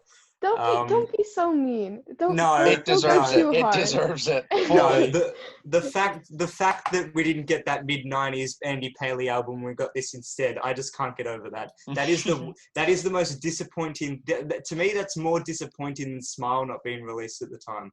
That's how disappointing it is for me. Anyway, I've got to go with Caroline No because it's the only cover on there that isn't shit. So, the Timothy guy that sings it, he's the only one that has an actual nice voice, in my opinion, on the whole album. Everyone else is just country, and he's just like singing like normal, nice kind of vocals. So that's it. That's all I have to say. Yeah, for me, like the Beach Boys songs covered in like a country style is like the last thing that I'm interested in hearing. You know, I would much rather just listen to the originals. And I'm going to say the same thing as you, Brandon, with Caroline No, because it was the only one that was like, it's the most similar to the original, you know? But I would still prefer the original, but like this album really had a hard time getting through this one. And it's not a knock on the Beach Boys at all, because they're not really a part of it. You know, it's the people that are covering it. And I just don't have any desire to hear those songs in the style of any of those artists, you know? So That's it. my experience. Oh wait, did you say? Oh yeah, you said Caroline. Okay. Yep. My experience with this album is I kind of pushed off listening to it for a really long time because I As you should, assumed yeah. that I wouldn't like it. Yeah. Whatever. And I heard how Good man. everyone thought about it, and then I watched the documentary that was made to accompany it. And between seeing how much fun the guys were having, and how into it at times Brian was production-wise, like there's a scene that I'll never forget of when they were recording in my room, and it seemed to have hit him like very emotionally. And for that reason, I'm gonna go with In My Room, because the scene in the documentary, I can send you guys the clip when they're recording that. You can tell how meaningful it was to him, just the way she was singing it, and it hits close to home for that reason. Yeah. If I'm going to listen to Beach Boy, sorry, go ahead. No, you go. I was just moving on. I was just going to say, there's a Beach Boy, there's a Brian Wilson tribute concert that has a wide variety of people. They do a lot of songs from the 60s. You know what I'm talking about? Like It's like they do, like, I Just Wasn't Made for These. Yeah, like that. Like, Yeah, I would yeah. much prefer that. Like, if the album was more like that, I'd be way Oh, more yeah. into it. Yeah. Yeah. I guess so. Here's the thing. I feel like this album is a huge knock to country music in general, and so it makes me sad when people, because I'm a huge country music fan, so it makes me a little bit sad when people are super negative about this album, because I don't know. I think there's obviously I don't like the majority of the songs, but I think there's a lot of like, I don't know, potential, I guess. But for me, it was hard for me to pick between, because I love Willie Nelson. I know you guys are all probably like, oh, he did a terrible version I of love his version. Oh I really? think it's Okay. fine. He sticks true I to the love it. song. Like think it's he doesn't gorgeous. alter it to the point where it insults me. So that would be like my second choice on the Aw. album. So it's But fine. I like Willie He Nelson. has so much longing, he has so much longing in his voice, and I mean, like, who doesn't? Like, he's just an amazing guy. Willie Nelson, amazing voice. But I had to pick I Can Hear Music by, I don't know how to pronounce her name. I didn't even know she existed before this album, but Kathy Tammy. Taka. I Kathy thought Taka. I don't know how to pronounce her name. Kathy Troccoli, I think is Troccoli. Troccoli. Yes. Broccoli. No. But she has so much energy, and it was cute to there's like a version of them, what Nate was talking about, where they're doing it together. It's really cute just seeing them record it. And I did a little Google search, and apparently she's a contemporary Christian musician, and I was just trying to think, like, what if she tried witnessing to them during recording? I was just kind of thinking that would be kind of crazy and kind of weird, and I wonder what conversations her and Mike had. So yeah, I don't know. Her Just and Mike trying to interesting. sell each other on their own. Right, exactly. Yeah. I really get a smile out of Long Tall Texan from this album too. Yeah. Why, I don't know, but it just makes me laugh. Yeah. Yeah, but seriously, you guys, like, don't make this song deter you from listening to country music. This album deter you, because, oh my goodness, there's so much out there. I agree. Yeah. I think country music's great. Some of Yeah. it, I should clarify. This album is pop, not some of it. Not modern. This is a black mark on country music and the Beach Boys. With 3 um, months, Glenn Campbell made some good country music. Thank goodness Right. there's no Stars and Stripes Volume 2, and if there is, please don't alert me of its No, existence. there's not, thank God. Yeah. I've searched far and wide. I guess the only one that didn't truly insult me was Caroline No, because it sounds like it could be a cover that I could respect, and everything else, no. No, yeah, that's it. I don't Also, want to good think luck about this taking album that song again. and making it country. How are you going to do a country version of Yeah. Caroline? No. Right. It's That weird. would almost, Some I of would the- actually be curious to hear that. Some of the songs on here, I'm like, I don't understand that. Like, there's definitely more country songs to do than like 409. I don't actually know 409 is pretty. I don't know, just Oh, or the Beach Boys. Like, why would you pick the Beach Boys if you're gonna do like a country cover of a band? The Beach Boys should be the farthest thing from what Right. you should choose. So I don't know. It insults. I mean, doing a Beach Boys cover, a country album of Beach Boys songs, and not putting "Living with a Heartache" on there from Or Keeping the Summer Cotton Alive. I Fields. think, yeah, or Yeah, Cotton Fields, right. "Living with a Heartache," and like "You Need a Mess of Help." Well, actually, no, "You Need a Mess of Help" is good. I don't want to see that ruined. But you know, Mrs. O'Leary's cow. No, I'm just kidding. Stop. That's so Barnyard. That can be a Oh, segue though into our next Yeah, one. Barnyard. Barnyard. Yeah. Barnyard. Good. I like Barnyard Thank a lot. goodness. I don't have to be angry anymore. Yes. Let's move on. I Speaking think. of Barnyard, Yeah, you Smile guys are really sessions. going hard. Smile well, one of sessions. the yeah. one of the most cliche things when you ask somebody what kind of music you like, so many people say, "Oh, I listen to everything but country." You know, I I know, feel like stupid. that's like 90% of what people say when you ask them what they like. Ugh, it's just a misunderstanding of how good country music is, and obviously you haven't listened to enough music if you don't like at least some country. I can I vibe think with if you Johnny only- Cash yeah. a lot, so Yeah, classic largely- stuff. Like if you listen to modern country, though, I feel like that a lot of people only know that, and that's their idea of Yeah, what country well, is. modern pop sucks, so don't act like modern Yeah. pop sucks just as much Oh yeah. as modern Right. country. So No country music, there would be no Beach Boys either. So we have Right. that to be thankful for. I really Right. like Hank Williams too. He's great. yeah, Hank Williams Sr. Yeah, he's great. I could link you guys to so many. There's this podcast called Cocaine and Rhinestones that will really help you guys if you ever want to actually get into country music. Just Sounds introducing like my you to kind of the weekend. Yeah. yeah. Oh my no. Anyway, but yeah, listening to it.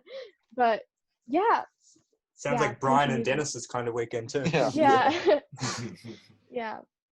Cocaine is a huge part of country music, so I never knew that. I would have never guessed that. yeah. Is it really? So huge Learn history, something over Cocaine here. and Rhinestones. I just think Look of it up. beer. When I think of Straight country, I just think of podcast. beer.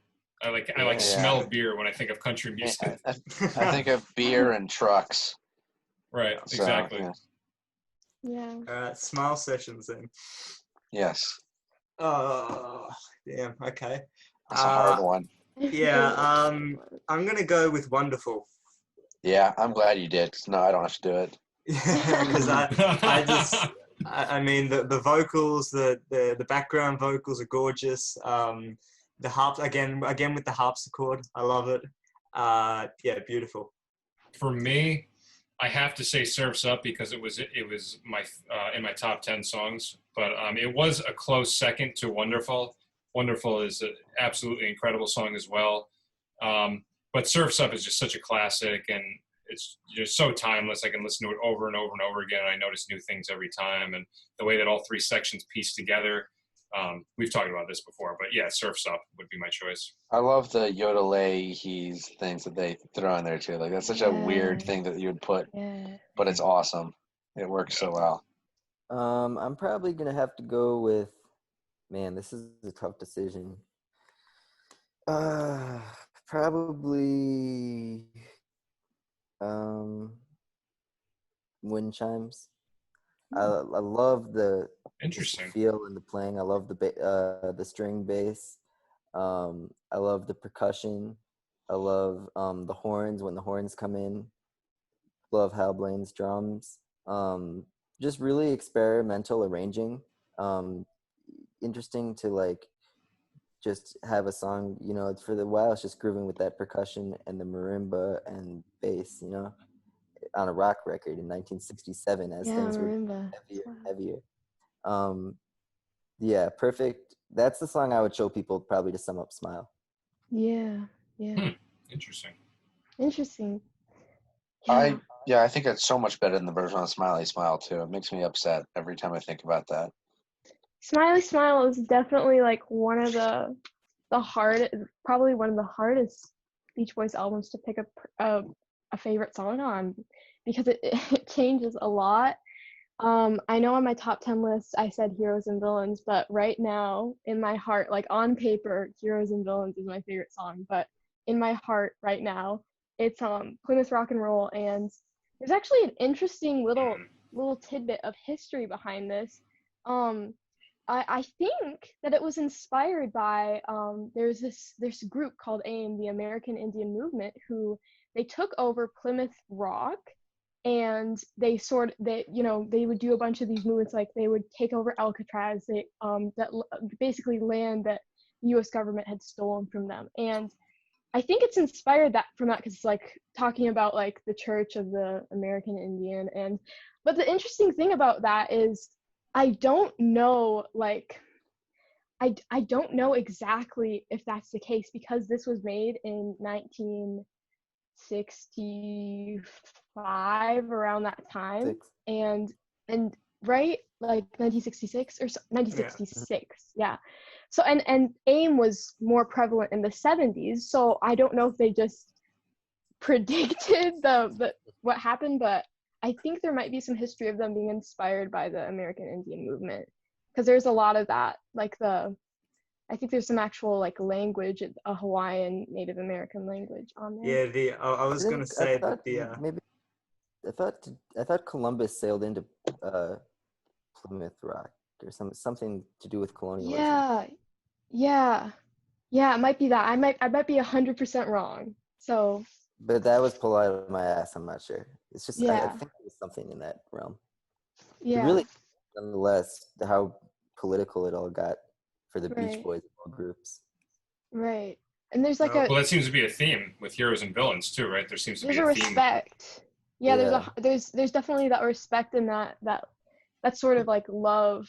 I don't know if that's more Van Dyke Parks or if that's more Brian, but just in the lyrics.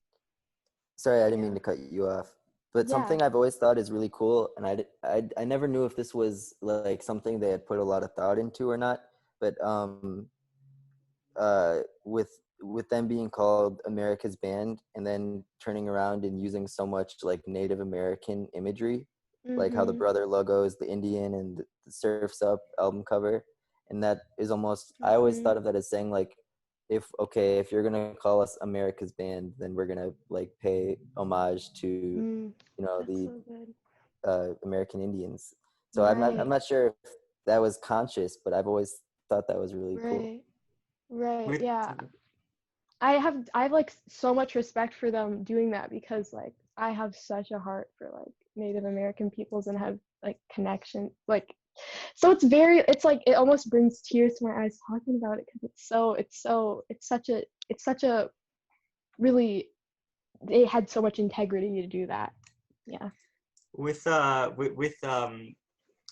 song, Roll, what is it? Roll Plymouth Rock and Roll. Yeah, whatever it's called. Do You Like Worms? I'll call it Do You Like Worms? Do You Like Worms, right? That Hawaiian part, the Mahanalula Kini Wakaba, that's probably my favorite moment in the whole of Smile. Just that little part.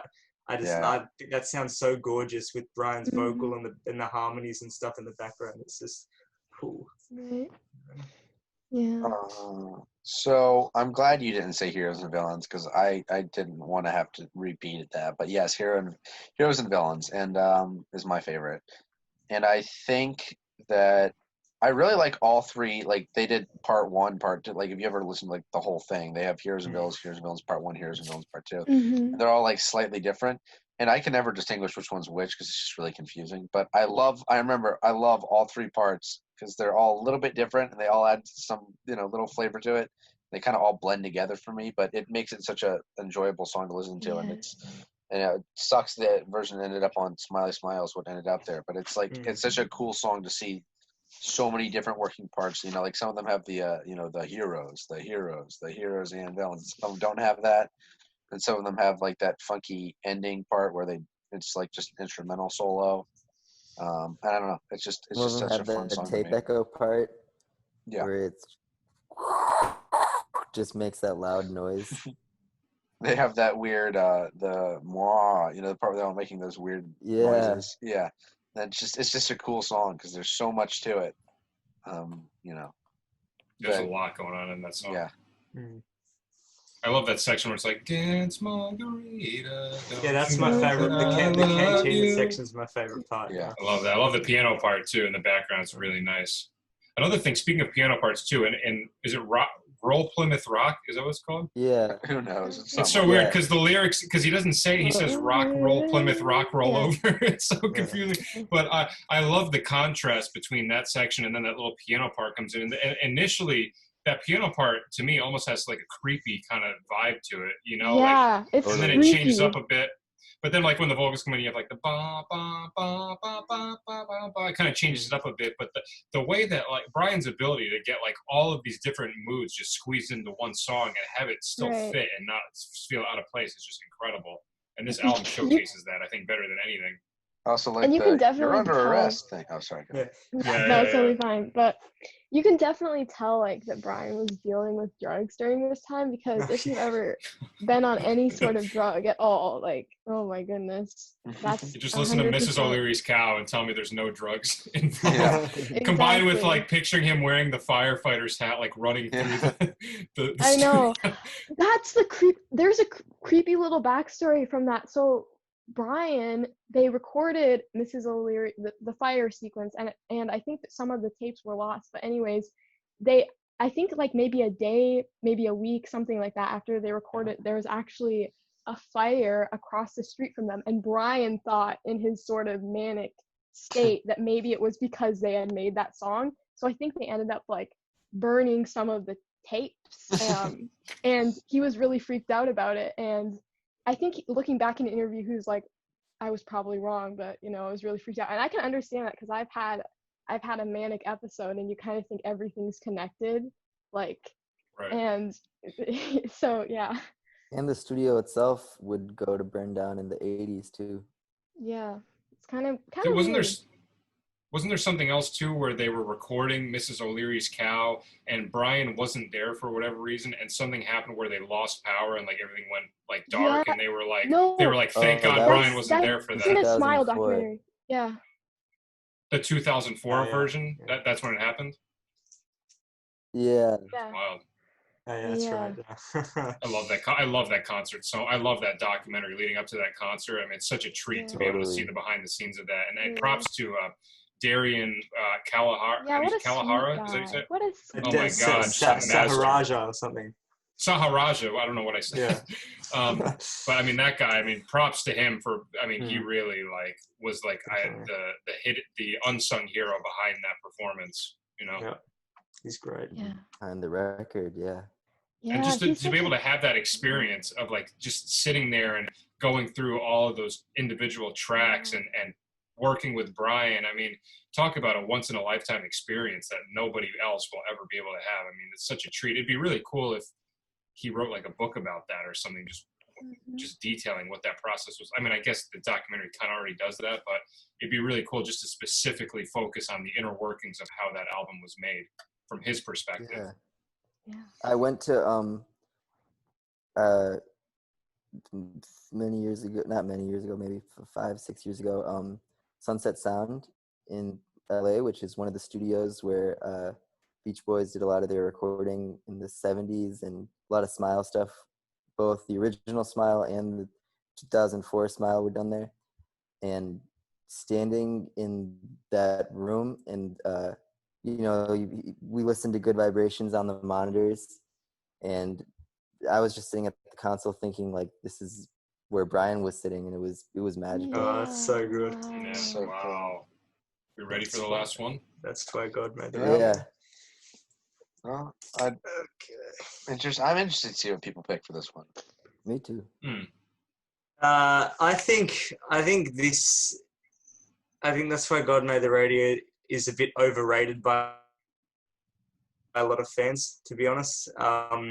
Because a lot of them, not just fans, but even critics, because when it came out, a lot of them said, "Oh, this is the best Beach Boys album since Holland." Right. And I'm thinking I'd take Love You, obviously, I think is better than That's Why God Made the Radio. I hope we'd all agree that Love You is better. Yeah. I agree. And even I'd prefer Beach Boys 85 over That's Why God Made the Radio any day. I take But- or take LA over it too. So Yeah, so I think it is. I think maybe the reason why some fans some people in general kind of overhype it a bit is because it was such a big deal, them coming back together again for the reunion. Right. Some people kind of get too excited and, they kind of Right. like hype it a bit too much. But I just hate that they worked with Joe on it. I just can't stand that. Like, I mean, after Brian's solo album Imagination came out, Brian actually got went to court and got like a thing against Joe so that he wouldn't have to work with him on his next album. So why they got back together, I don't know, because you listen to That Lucky Old Son and the production on it is so good. So Right, and it sounds great, and that's just Brian and his band. And then you listen to That's Why God Made the Radio, and it's so plastic and chintzy sounding, and like just way too much auto tune, and just and Yeah, so that hurt. that Yeah. kills me, because the Beach Boys are the last band that should be using auto tune. Oh, really. for sure. And I mean, like, look, Brian, maybe I could understand using a bit of auto tune, but the rest of the guys didn't need it. Their voices not have at all. held up well enough. But so anyway, I think Brian's band should have just produced the album. But anyway, I'd probably say the title track is my favorite. I think that's just a fun. I mean, I assume you guys will probably pick something from the suite at the end. But yeah, I think the title track's fun, and yeah, it's catchy. It's a good, good modernization of their early 60s Fun in the Sun beach stuff. So, yeah. Yeah. So for me, I definitely do like this album, and I would say, other than Love You, this is probably my favorite album from the period that we're discussing right now. Wow. Other than Love You, but obviously, other than Smile Sessions, I mean that's a given, But for me, this album does have everything that I'm looking for in the Beach Boys. It's got, the really interesting kind of Brian harmonies and chords and stuff like that. It's got the amazing vocal harmonies. It still has some songs that give you more of that surf rock vibe, like Spring Vacation or Shelter. Obviously, there are a couple songs I'm not crazy about, but in terms of them getting back together after so long of being apart and being able to actually put out another album, I think this is, all things considered, I think it is a pretty good delivery on their part. And I'm going to agree with you, Brandon. I'm going to go with the title track as well. I mean, this song, I just think it kicks so much ass. I love the vocal harmonies. The chord changes are out of this world. And Nate, if we do an episode where we talk about chords, I want to break this song down, because this song is why I couldn't believe, when I figured out the chords, I couldn't believe how wild it was.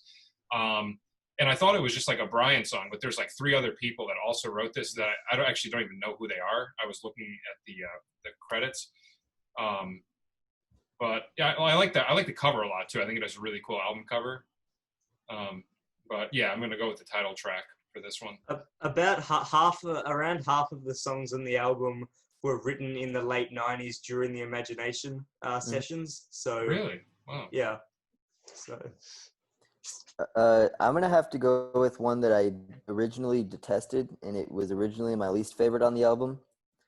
And that was just the people on the message boards and the academic classes, and just thinking about it too hard. But once I just let go of all that bullshit and just listened and enjoyed, I realized how much I love Spring Vacation. I just love the relaxed groove. I love how relaxed Brian and Mike sound when they sing it. And it's gone so far to the point where if I'm feeling stressed out, that's one of the songs that I'll listen to, just because of how mellow and slow it is. It kind of refocuses me. I get that. I've always thought the same thing, and I really like the lyric in the chorus where it says "summer weather back together." I just think it's really cute, and it kind of warms my heart. It's they are back together for this one album, Totally. When I listen to it, it brings me back to that the happiness that surrounded the reunion while it lasted. I have a friend that actually saw them when they did the reunion tour, because they actually played at Bonnaroo that year.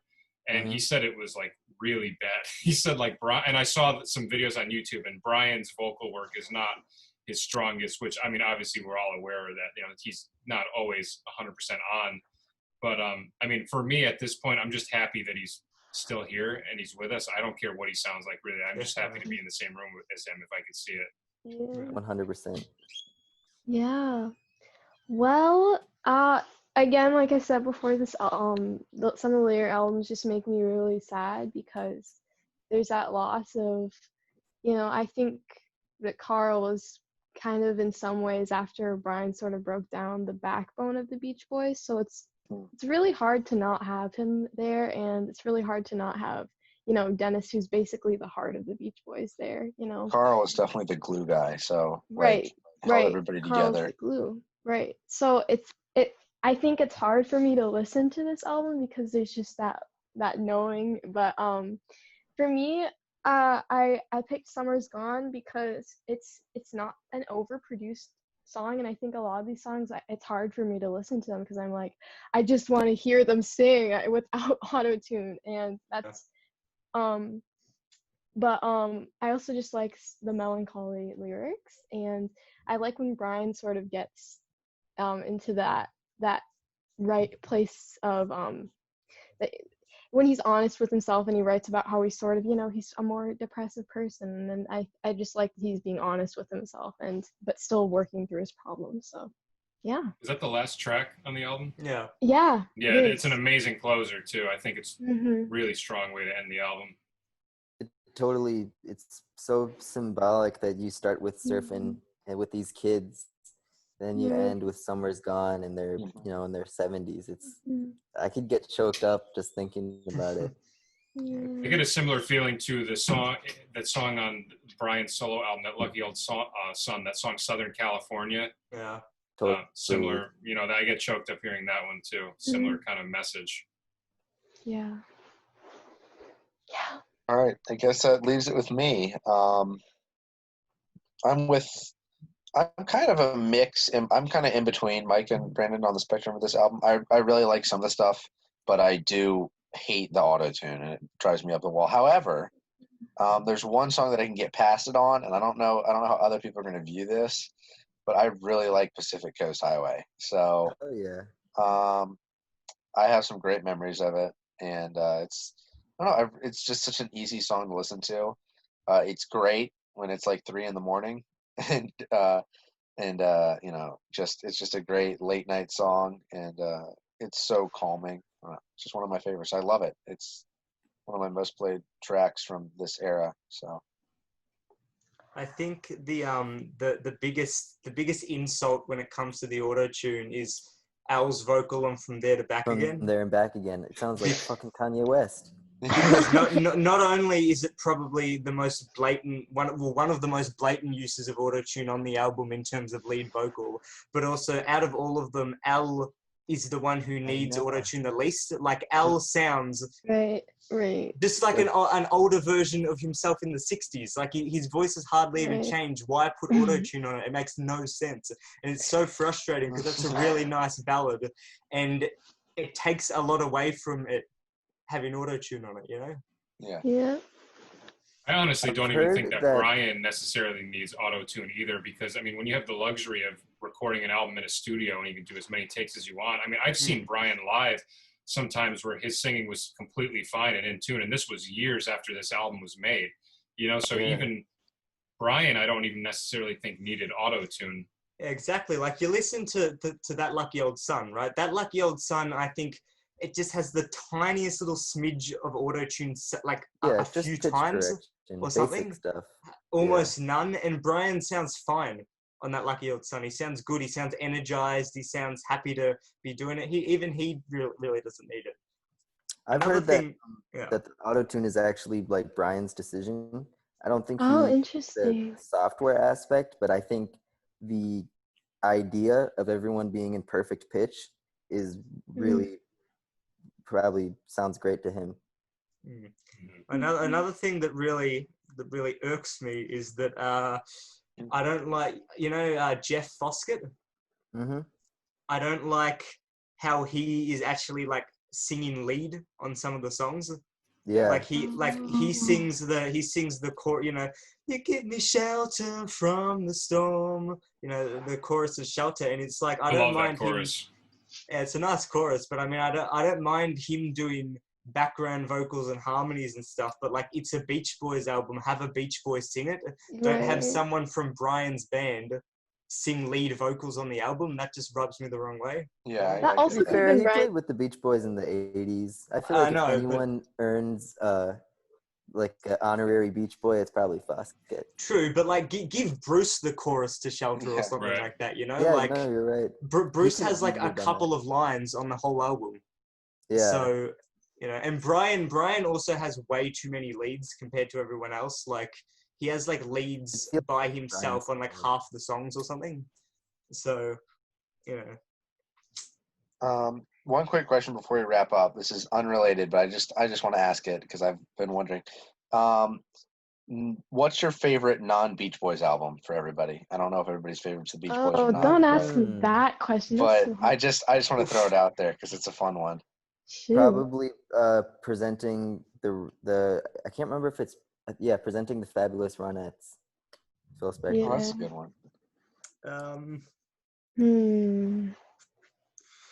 That's really hard. Or Jen and Alright. Dean, I the could- little old lady from Pasadena. If you want, I mean, we should. If you want to do one where we do a non-Beach Boys one and we go through like our top 10 favorite albums. That could would be be Yeah, fun because that'd then be we nice. could then it would be fun to see what other Beach Boys fans listen to because when you're with Yeah. a Beach Boys fan, I'm only going to talk about the Beach Boys. So I Yeah. mean, Right.